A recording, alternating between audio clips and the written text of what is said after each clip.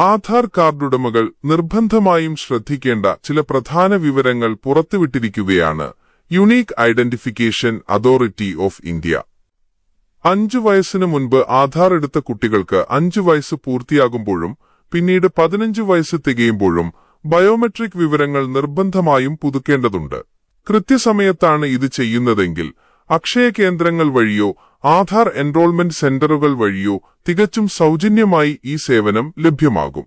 എന്നാൽ നിശ്ചിത പ്രായപരിധി കഴിഞ്ഞ് വൈകിയാണ് പുതുക്കുന്നതെങ്കിൽ 125 രൂപ ഇതിനായി ഈടാക്കുന്നതായിരിക്കും.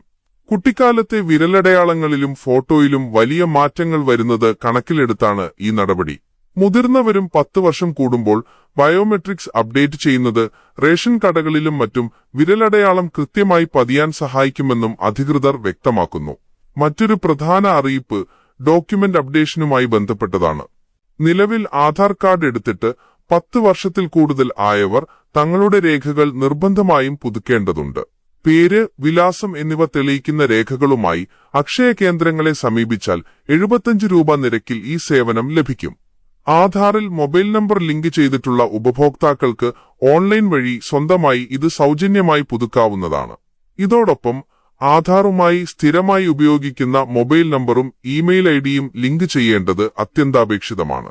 വിവിധ ആനുകൂല്യങ്ങൾക്കും ഇൻഷുറൻസ് അടക്കമുള്ള സേവനങ്ങൾക്കും ആധാറിൽ നിന്നുള്ള OTP നിർബന്ധമായതിനാലാണ് ഈ നിർദ്ദേശം.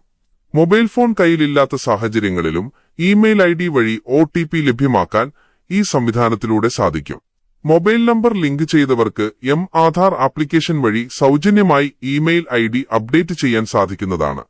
അവസാനമായി ആധാറിൽ വിവരങ്ങൾ പുതുക്കിയവർക്കും പഴയ വലിയ ആധാർ കാർഡ് ഉപയോഗിക്കുന്നവർക്കും ATM കാർഡ് മാതൃകയിലുള്ള ഒറിജിനൽ PVC ആധാർ കാർഡിനായി അപേക്ഷിക്കാം. ഓൺലൈൻ വഴി 75 രൂപ അടച്ചാൽ ഔദ്യോഗിക PVC കാർഡ് തപാൽ മാർഗം വീട്ടിലെത്തിക്കും. പുറത്തുനിന്ന് ലാമിനേറ്റ് ചെയ്ത് വാങ്ങുന്ന കാർഡുകളേക്കാൾ സുരക്ഷിതവും ഈടുനിൽക്കുന്നതുമാണ് ഈ ഒറിജിനൽ കാർഡുകൾ.